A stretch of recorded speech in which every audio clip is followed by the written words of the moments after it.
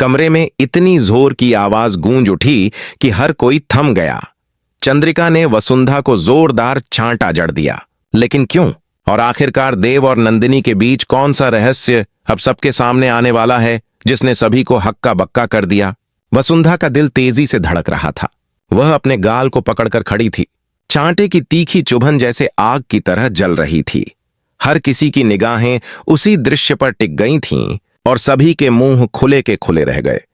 चंद्रिका का चेहरा गुस्से से लाल हो गया था और उसकी आवाज में ऐसा क्रोध था जिसे पहले कभी किसी ने महसूस नहीं किया था। मैंने तुम्हें चेतावनी दी थी वसुंधा। मैंने कहा था कि आज यहां मत आओ, कभी मत आओ, और फिर भी तुम यहां आ गई, उसने चिल्लाते हुए कहा, और उसके शब्द कमरे की चुप्पी को चीर रहे थे।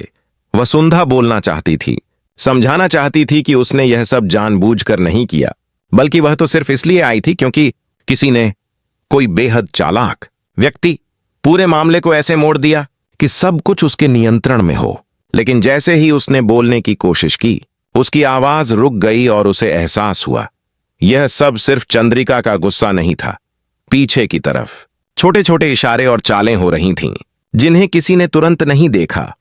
वसुंधा के हाथ, जो अब कांप रहे थे, एक डरावना सच दिखा रहे थे।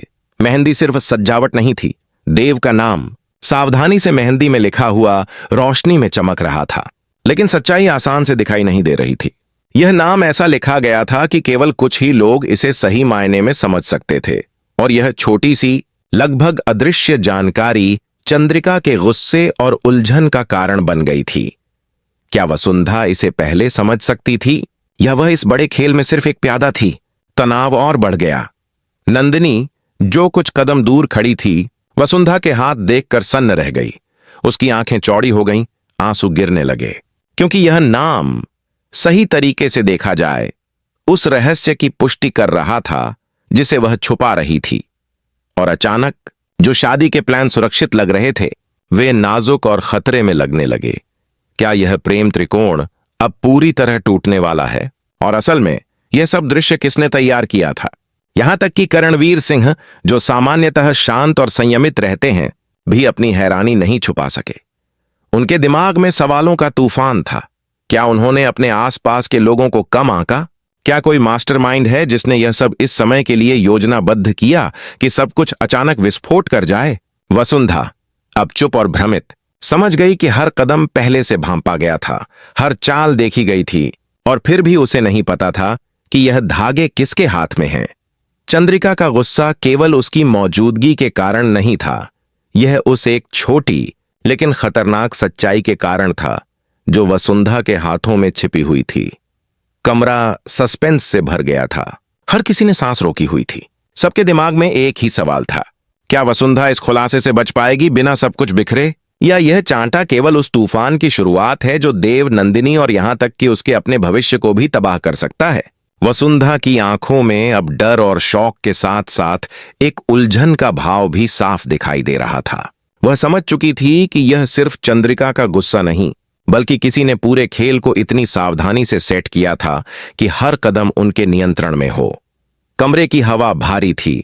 हर कोई चुपचाप यह सोच रहा था कि अगला मोड़ क्या होगा।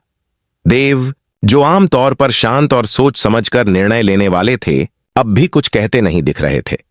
उनके चेहरे पर चिंता साफ झलक रही थी, और नंदिनी के आंसू इस बात की पुष्टि कर रहे थे कि अब राज का पर्दा धीरे धीरे उठने वाला है। लेकिन सच्चाई और भी डरावनी थी। मेहंदी में लिखा नाम, जो दिखने में साधारण था, असल में पूरे खेल का केंद्र बन चुका था। यह केवल एक संकेत नहीं, बल्कि एक संदेश था जिसे पढ़कर कोई भी समझ सकता था कि देव और नंदिनी की शादी अब खतरे में है। और यह खेल केवल विवाह को प्रभावित नहीं कर रहा था, बल्कि परिवार की इज्जत, सबकी भावनाओं और वसुंधा की खुद की पहचान को भी हिला रहा था। क्या वसुंधा समझ पाएगी कि किसने इस जाल को बुना और क्यों? और सबसे अहम सवाल यह था, क्या वह अब भी अपने आप को अकेला महसूस करेगी, या कोई है जो उसका साथ देगा? हर तरफ तनाव था। चंद्रिका का गुस्सा अब सिर्फ दिखावे का नहीं, बल्कि उसके अपने डर और चिंता का भी प्रतीक बन चुका था। वह जानती थी कि यदि वसुंधा ने इस राज को उजागर कर दिया, तो देव और नंदिनी के बीच का संतुलन पूरी तरह टूट सकता है। और इसी विचार ने चंद्रिका को और भी भड़काया। लेकिन क्या वह सोच पा रही थी कि इस पूरी जालसाजी में किसी और की भी भागीदारी है, कोई जो चुपके से सबको नियंत्रित कर रहा है बिना किसी को पता चले। वहीं वसुंधा खुद को रोक नहीं पा रही थी। उसके हाथ कांप रहे थे, लेकिन उसके भीतर एक अजीब सी ताकत जाग रही थी। उसे एहसास हो रहा था कि अब केवल चुप रहना पर्याप्त नहीं है, उसे समझना होगा कि कौन उसके साथ है और कौन उसके खिलाफ। उसकी सोच में सवाल उठ रहे थे। क्या देव को सच में नंदिनी के साथ शादी करनी है, या यह सब केवल एक चाल थी जिसे किसी ने इतनी बड़ी योजना के तहत रचा था कि सबको भ्रमित किया जा सके। कमरे में बैठे हर व्यक्ति की नजरें वसुंधा के हाथों और चेहरे पर टिकी थीं। हर कोई यह सोच रहा था कि अगला कदम क्या होगा। चुप्पी में छिपे तनाव ने हवा को गहन बना दिया था।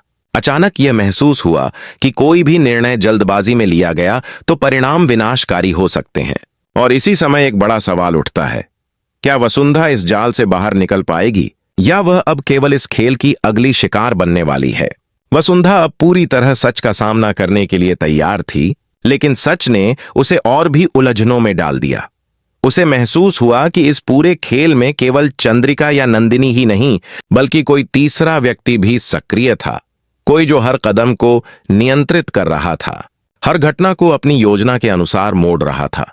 कमरे में एक अजीब सी खामोशी थी जो हर किसी की सांसों में तनाव भर रही थी। देव की स्थिति भी अब संदेह और सवालों से घिरी हुई थी। वह अब तक कुछ कह नहीं पा रहे थे, लेकिन उनकी आंखों में झलकती चिंता बता रही थी कि उन्हें भी इस पूरे खेल का अंदाजा हो गया है। वसुंधा ने देखा कि नंदिनी अब पूरी तरह टूट चुकी थी।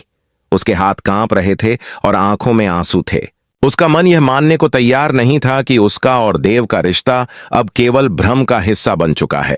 वह समझ नहीं पा रही थी कि क्या सच में देव उसके साथ हैं, या यह सब केवल एक खेल का हिस्सा है। और वसुंधा, जो पहले केवल एक दर्शक की तरह थी, अब समझ रही थी कि अगर उसने चुप्पी साधी तो यह खेल पूरी तरह से पलट सकता है। लेकिन अगर वह कुछ भी कर देती तो क्या परिणाम विनाशकारी होंगे। चंद्रिका का गुस्सा अब और भी भड़क चुका था।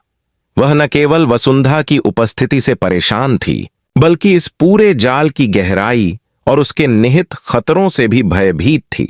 उसकी सोच यह जानने की कोशिश कर रही थी कि क्या वसुंधा सच में इसके पीछे छिपे रहस्य को उजागर कर सकती है, और इसी विचार ने उसके निर्णयों को और भी तीव्र बना दिया। लेकिन क्या चंद्रिका समझ पा रही थी कि खेल अब उसके नियंत्रण से बाहर हो चुका है। वहीं वसुंधा के हाथों में लगी मेहंदी अब केवल एक सजावट नहीं रह गई थी, यह अब एक संदेश बन चुकी थी, एक संकेत जो बताता था कि देव और नंदिनी की शादी खतरे में है। यह संकेत इतने सूक्ष्म ढंग से लिखा गया था कि केवल कुछ ही लोग इसे समझ सकते थे, और इसी सूक्ष्मता ने पूरे खेल को इतना खतरनाक और जटिल बना दिया था। क्या वसुंधा समझ पाएगी कि इसे पढ़कर क्या कदम उठाना है, या वह केवल इस जाल में उलझती जाएगी। कमरा तनाव और डर से भर गया था। हर कोई यह सोच रहा था कि अगला मोड़ क्या होगा। वसुंधा अब केवल एक फैसले के बीच खड़ी थी। क्या वह चुप रहेगी और घटनाओं को नियंत्रित करने वाले की योजना का हिस्सा बनेगी, या वह सबको हिला देने वाला कदम उठाएगी। हर पल एक नया सवाल उठ रहा था। क्या देव, नंदिनी और वसुंधा की दुनिया पहले जैसी रहेगी, या यह खेल सबकी जिंदगियों को हमेशा के लिए बदल देगा। और जैसे ही वसुंधा ने यह सोचा, एक नया रहस्य सामने आया, कोई ऐसा जो अब तक छिपा हुआ था, अचानक सबके सामने आ सकता था। क्या यह वही व्यक्ति है जो पूरे खेल को नियंत्रित कर रहा था? और अगर वह सामने आता है तो क्या देव और नंदिनी की शादी बच पाएगी, या सब कुछ तबाह हो जाएगा?